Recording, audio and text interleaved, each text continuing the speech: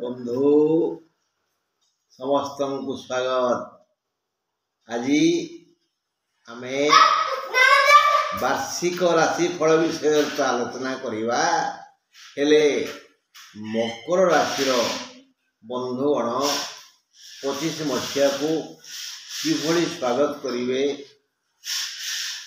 आउ 25 मसीहा सेमानकु केते मिठा फल बा केते खटा फल दब से विषय तो पुंखानुपुंख आलोचना करवा। मकर राशि शनिंकर निज घर मकर रे बृहस्पति नीच मंगल उच्च। समस्त मकर राशि लोके अभिमानी भावंती मु जहा कहूछि ता ठीक। जदि केही प्रतिवाद कला तत्क्षणात् से रागी जानती। जदि शक्ति थाए से आक्रमण करती। जदि शक्ति न थाए ताहले तांको विचार रे जे दुर्बल सरल शांत ताको दंडित करती। क्रोध को से संभाली पारंती नहीं। से माने प्राय समस्ते खर्बकाय कम उच्चा आउ पुरुष माने समस्ते मोटा रोटा नारी माने समस्ते दुर्बल। सेमानंकर पेट गणेशंकर पेट भली बड़। से पेटरे बुद्धि जेतिकी क्रोध सेतिकी। क्रोध और बुद्धिर समाहार रे तांका पेटटी बहुत बड़ होता है। बंधु से मकर राशि समस्त भाई बंधु कुटुंब राहु तम ग्रह राहुर कल्याण पाइबे।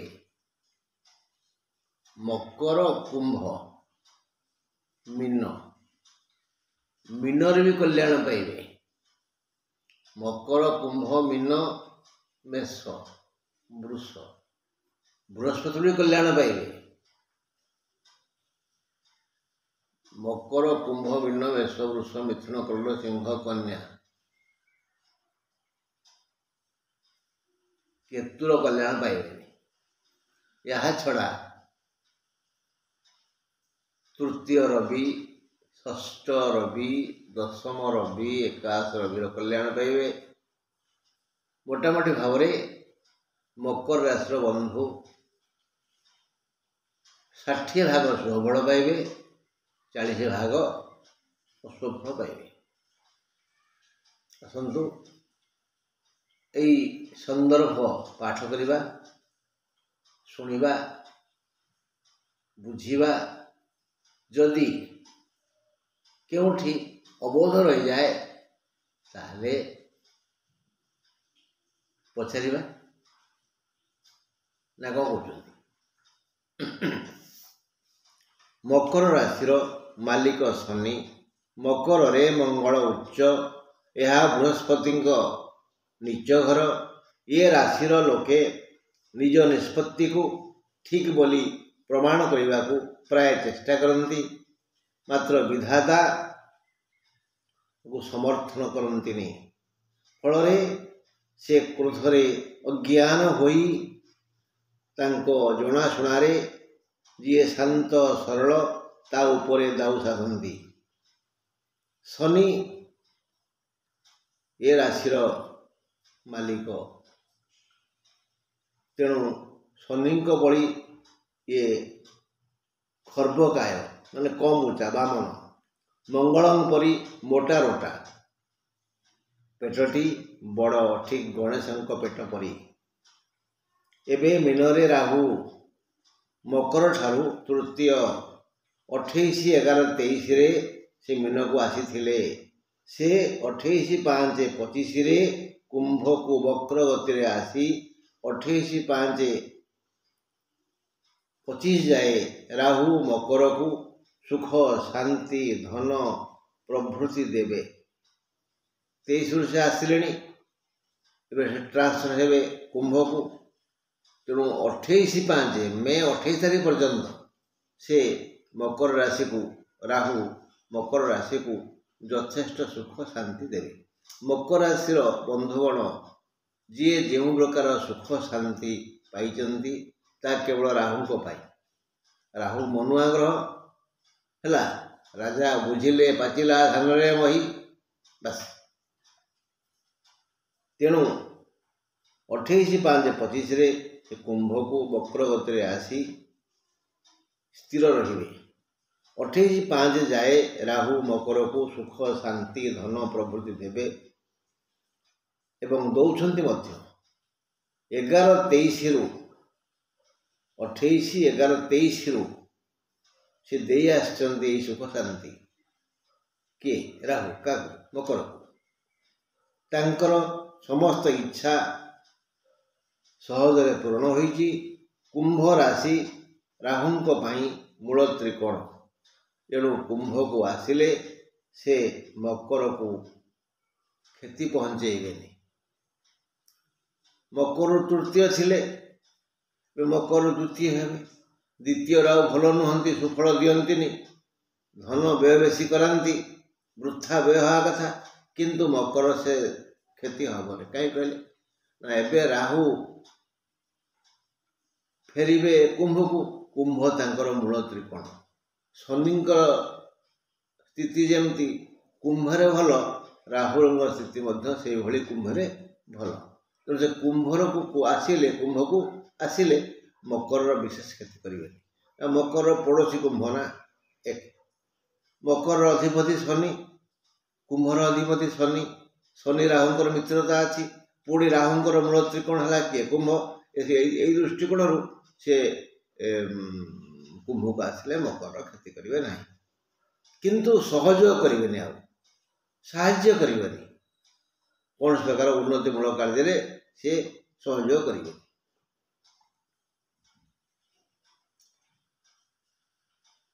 ବାସ୍।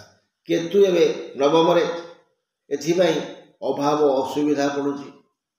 ରାହୁ ଯେମିତି ବିକାଶମୁଖୀ ଥିଲେ, କେତୁ ସେଭଳି ଧ୍ୱଂସମୁଖୀ ଥିଲେ।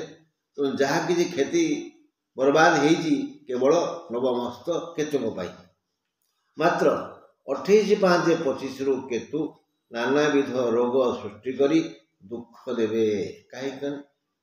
ସେ ଅଷ୍ଟମ ହେଇଯିବେ। ଅଷ୍ଟମସ୍ଥ ସମସ୍ତ ଗ୍ରହ ପ୍ରାୟ ଦୁଃଖ ଦେଇଥାନ୍ତି। ଦୁଃଖ ଦିଏନି କିଏ? ବୁଧ।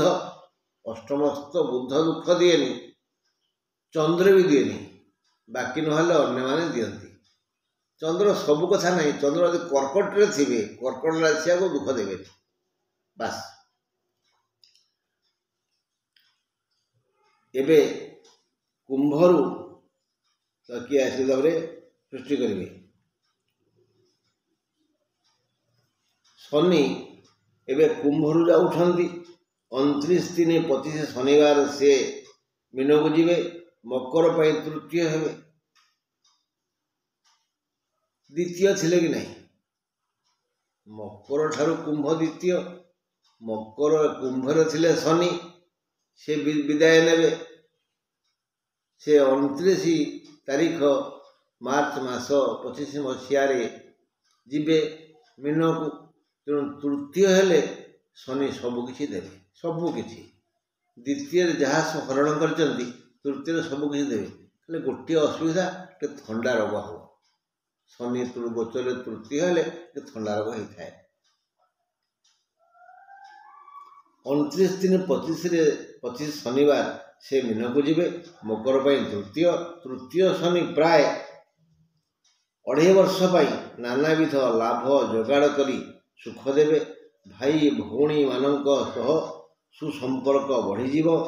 ଉଜୁଡ଼ା ସଂସାର ସଜାଡ଼ି ହେବ। ଦାମ୍ପତ୍ୟ ଝଡ଼ ଶାନ୍ତ ହେବ। ଯଦି ଶନି ଶନି ଆମ ମୂଳ ଜାତକରେ ତାଳପତ୍ର ଜାତକରେ ତୃତୀୟ ଷଷ୍ଠ ଏକାଦଶରେ ଥାନ୍ତି, କୁମ୍ଭ ମକର ତୁଳାରେ ଥାନ୍ତି। ହେଲେ ତୃତୀୟ ଶନି ସବୁ ସୁଖ ଦେବେ। ସୁଖ ଦେବାଟା ସମସ୍ତଙ୍କୁ ସମାନ, ଏ ଯେଉଁ ସ୍ଥିତି ଅନୁଯାୟୀ ଆମେ ଫଳ ପାଇବା ବାସ୍। ତେବେ ମିନସ୍ଥ ତୃତୀୟ ଶନିଙ୍କର କରୁଣା ବାରି ଝରି ପଡ଼ିବ। ପୁରୁଣା ରୋଗରୁ ମୁକ୍ତ ପାଇଲେ ବି ଥଣ୍ଡା ରୋଗ ଟିକେ ହବ। କେତୁ ସିଂହକୁ ଗଲେ ସେ ଯିବେ ମୂଳ ତ୍ରିକୋଣକୁ, ଅଷ୍ଟମକୁ ଯିବେ କିଏ? କେତୁ।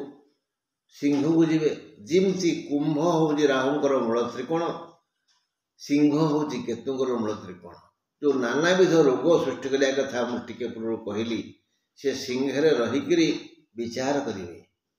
ଆରେ ମୁଁ ଏବେ ମୂଳ ତ୍ରିକୋଣରେ ଅଛି, ମୁଁ କ'ଣ ରୋଗ ଦେବି? ରୋଗ କାଶ ଆରମ୍ଭ ହେଲା ବନ୍ଦ, ଦେହ ଟିକେ କୁଣ୍ଡେଇ ହେଲା ବନ୍ଦ। ରୋଗ ଆରମ୍ଭ କରିବେ କିନ୍ତୁ ବଢ଼େଇବେନି। କିଏ? କେତୁ। କେଉଁଠି? ସିଂହରେ ମୂଳ ତ୍ରିକୋଣରେ ଥିଲେ ସେ ଆଉ ରୋଗ ବଢ଼େଇବେନି। ବାସ୍। ଅଷ୍ଟମ କେତୁକ ଯୋଗୁଁ ରୋଗ ହୋଇଥାଏ କିନ୍ତୁ ଏତେ ବଢ଼ିବନି। ଗୁରୁ ଏବେ ବୃଷରେ, ସେ ମେ ଶେଷ ସପ୍ତାହରେ ମିଥୁନକୁ ଆସିବେ। ମେ ଶେଷ ସପ୍ତାହରୁ ଷଷ୍ଠ ହେବେ।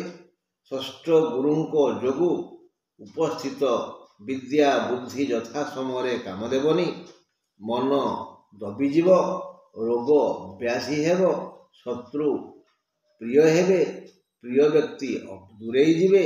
ମାତ୍ର ମେ ଶେଷ ସପ୍ତାହ ଯାଏ ପଞ୍ଚମ ବୃହସ୍ପତି ଏ ଯାଏ ଦେଇ ଆସୁଥିବା ସମସ୍ତ ସାହାଯ୍ୟ ସହଯୋଗ ଓ କରାଉଥିବା ଶୁଭ କାର୍ଯ୍ୟ ଅବ୍ୟାହତ ରହିବ। ବିଭିନ୍ନ ପ୍ରକାର ଲାଭ ହେବ। ପୁତ୍ର ବନ୍ଧୁ ସାଥୀ ଧନ ମାନ ପ୍ରଭୃତି ବଢ଼ିବ, ଆୟ ବୃଦ୍ଧି ହେବ, ସନ୍ତାନମାନଙ୍କର ମଙ୍ଗଳ ହେବ। ଏହା ଜାଣି ଶୁଣି ତମେ ପ୍ରୀତ ହେବ। ବିଶେଷତଃ ଗୁରୁ ଯଦି ମୂଳ ଜାତକରେ କର୍କଟ ଧନୁ ମୀନ ମେଷ ବିଛା ସିଂହରେ ଥିବେ, ଏହି ଘୋଷିତ ଫଳ ମନ ମୁତାବକ ହେବ, ଅନ୍ୟଥା ସାମାନ୍ୟ କମିଯିବ। ବୃହସ୍ପତି ମେ ଶେଷ ସପ୍ତାହରେ ମିଥୁନକୁ ଯିବେ, ଯାଇନାହାନ୍ତି ଦେଖିଆ ନା। ତେଣୁ ମେ ମାସ 5 ମାସ ଏକା ଅଛି, 5 ମାସ ଏକା ଅଛି। 5 ମାସ ପର୍ଯ୍ୟନ୍ତ ଏବେ ବି ବୃହସ୍ପତି 5 ମାସ ପାଇଁ ପୂର୍ଣ୍ଣ ସହଯୋଗ କରିବେ। ଶତକଡ଼ା 100 ସହଯୋଗ। ସେ ଜାଣିଛନ୍ତି ମୁଁ ଷଷ୍ଠ ହେଲେ କାହାକୁ ଦେଇପାରିବିନି, କାରଣ ମୁଁ ବି ପ୍ରକୃତିରେ ବନ୍ଧା ନା। ବିଧି ବିଧାନ ବିଚିତ୍ର, ମୁଁ ତ ବିଧିଙ୍କ ନିୟମ ଲଙ୍ଘନ କରିପାରିବିନି। ତେଣୁ ଏଇ ପଞ୍ଚମରେ ଥିଲାବେଳେ ସେ ମକର ରାଶିକୁ ଯଥେଷ୍ଟ ସାହାଯ୍ୟ ସହଯୋଗ କରିକି ଯିବେ ବାସ୍। ରବି ତୃତୀୟ ଷଷ୍ଠ ଦଶମ ଏକାଦଶ ହେଲେ ସବୁ ପ୍ରକାର ମଙ୍ଗଳ ହୁଏ। ଆମେ କହୁ ରବି ଶୁଦ୍ଧ ହେଲା। ରବି ଶୁଦ୍ଧ ହେଲା ମାନେ ସବୁ ଯାକ ଭଲ କାମ ହବ। ହଁ, ହେଲେ ରବି ଶୁଦ୍ଧ ହେଲେ ପୁରୁଷଙ୍କୁ ଲାଭ, ଗୁରୁ ଶୁଦ୍ଧ ହେଲେ ନାରୀଙ୍କୁ ଲାଭ। ନାରୀଣା ଗୁରୁ ବଳମ ଶ୍ରେଷ୍ଠ। ସେମିତି ପୁରୁଷସ୍ୟ ରବି ରାଜା, ପୁରୁଷ ପାଇଁ ହେଉଛି ରବି ରାଜା ଭଳି ସହଯୋଗ କରିବେ ବାସ୍। ରବି ଶୁଦ୍ଧ ହେବେ ବାସ୍।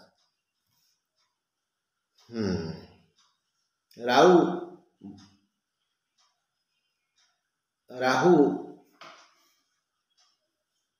ଦେଇ ସାରିକିରି ଯେଉଁ ମାନସିକ ଠିକ୍ କରିଛନ୍ତି ଯେ ମୁଁ କୁମ୍ଭକୁ ପଳେଇ ଆସିକିରି ମକରରେ ଆସିକି କିଛି ସାହାଯ୍ୟ ନ କଲେ ବି ଦେଖିବି ଅନ୍ୟ ଗ୍ରହମାନେ କ'ଣ ଦଣ୍ଡ ଦେଉଛନ୍ତି। ସେତେବେଳେ ସମସ୍ତଙ୍କ ପିଠି ଆଉଁଶ ଦେଇ କହିବେ ବାପା ନାଇଁ ନାଇଁ ନାଇଁ। ମାନେ କେତୁ ଆଉ ରାହୁ ଯେମିତି କିଛି ଅନିଷ୍ଟ କରିବେନି, ଇଚ୍ଛା ହେଉଥିଲେ ବି କ୍ରୋଧକୁ ନିଜ ପେଟରେ ଦାବି ରଖିବେ, ସେମିତି ଅଶୁଦ୍ଧ ଥିଲାବେଳେ ରବି ଟିକେ କ୍ଷତି କରିବେ। ତୃତୀୟ ଷଷ୍ଠ ଦଶମ ଏକାଦଶରେ କିଛି କ୍ଷତି କରିବେ ନାହିଁ। ଏଥର ଦେଖିବା ରବି ଶୁଦ୍ଧ ହେଲାଣି, ଏଥର ଯୋଗାଡ଼େ ଲାଗିପଡ଼। କେବେ କେବେ केबे केबे कौन हवा मैं जानिने मीन 25 मार्च 15 रु एप्रिल 15 जाए मार्च 15 रु 25 मसीहा कथा मार्च 15 रु एप्रिल 15 जाए रवि तृतीय हेबे तृतीय रवि रे भाई भौणी संपर्कर एक शांत परिवेश सृष्टि हम झड़ झंझा सब कमिजीव पैतृक संपत्ति को नहीं उठी झगड़ार समाधान हेब आ बंधु सह सुसंपर्क स्थापित हम माँ को देह भल रहिब ए समय मांगल्य कार्य होता है रवि जून 15 रु जुलाई 16 जाए षष्ठ हे समस्त व्यवस्था आपे आपे हो किसी करिया पड़ोनी आपे हो रवि षष्ठ हेले से मासाधिपति ना प्राय समस्त योजना से निजे करती समस्त योजना से निजे करते जहाँफल सब शुभ कार्य आपे आपे हो जाए समस्त व्यवस्था आपे आपे हो जाए समस्त वृत्ति विकास हुए वाणिज्य व्यवसाय रे भल लाभ हुए कृषि प्रभुत अमल हुए कंपानी मालिक लाभ रहती समस्त दैवी संपद मिल जाए देह सुस्थ रहे रवि तृतीय हेले कौन करेंगे षष्ठ हेले कौन करेंगे तो आलोचना कले एवं देखा तापर कौन हम रवि अक्टोबर 15 रु नवेम्बर 16 जाए दशम हे रवि दशम हेले नानाविध सुख मिलता है विवाह योग्य युव श्रेणी लोके दाम्पत्य सुख लाभ करती दाम्पत्य जीवन आरंभ करने सुजोग आसे कर्म क्षेत्र सुनाम और लाभ मिले देह मन भल रहे समस्त बाकिया अर्थ मिल जाए ऋण सुझी हो जाए वंश वृद्धिर सूचना मिलता है बस ताहले दशम रवि एते काम हुए विशेषकर कर्म क्षेत्र में जी जो कर्म करुए मु कृषक मो कर्म है कृषि करवा मो सैनिक मोर कम है देशर सेवा जगेवा मो चिकित्सक मोर कम है रोगी सेवा करवा एमती जी जो कर्म करुवे से कर्म सुनाम बढ़ लाभ बढ़ कर्म क्षेत्र को सुजोग दियंती किए ना रवि रवि जदि जातक दशम थे एवं दशम हेले बढ़िया लाभ हम बस तापर देखा एकादश के रवि नवेम्बर 15 रु डिसेम्बर 16 जाए एकादश हे एकादश रवि समस्त शुभ खबर शुणाई आनंद दे था बहुत शुभ खबर मिले एकादश रवि हेले अच्छा नहवा कार्य हो शुभ कार्य संपन्न हो घरे मांगल्य कार्य हो घर को लक्ष्मी समागम हो जदि रवि जातक मेष सिंह धनु मीन बिछा आ कर्कट थांती ताहले विशेष मंगल हो तृतीय षष्ठ दशम एकादश रे जातक रवि थांती ताहले जहाँ जहाँ घोषणा करागला ता अवश्य मिल सब मन रखिए पाप ग्रह रवि शनि मंगल राहु केतु एमाने जातक तृतीय षष्ठ एकादश थिले भल फल दिखती आ रवि मंगल टे एक्सट्रा दशम घर रवि आ मंगल तृतीय षष्ठ दशम एकादश थिले भल फल दिखती मुख्यतः यदि जातक आमर भल टाइम चली गुड टाइम चली भल अंतरहा चली एमानकर सहयोग आगक नब यदि साढ़े जातक खराब टाइम चली अष्टमाधिपति द्वादशाधिपति दशा चली सहयोग करें ना जो सहयोग कले भी मन बुझे बंधु आज आप आमूल चूल टे शुणे कौटी कौन कहुई केमती कहुई मझे डिस्कस कर मैंने शुणाटा बंद कले पूरा बुझीपारे जो टे सन्देह हम मत आगे पचारे मुझे कहीदेवी मुड़मणि पंडा मोर फोन नंबर 8093558583 रही आज एति नमस्कार।